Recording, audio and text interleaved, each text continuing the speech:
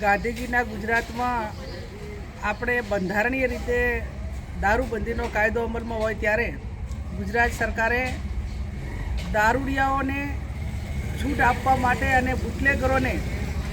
મોટો ધંધો થાય એ માટે કરીને ગાંધીનગર ગિફ્ટ સિટી ખાતે દારૂ પીવા માટેની છૂટ આપી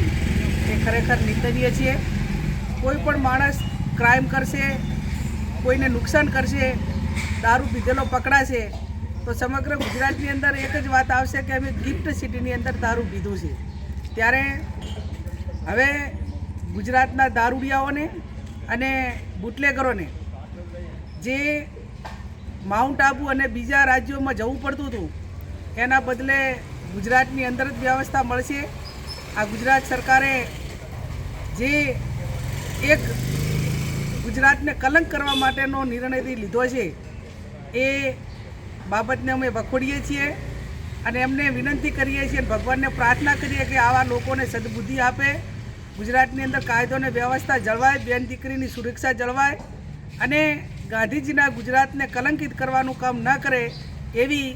ગુજરાત સરકાર પાસે અપેક્ષા રાખીએ છીએ।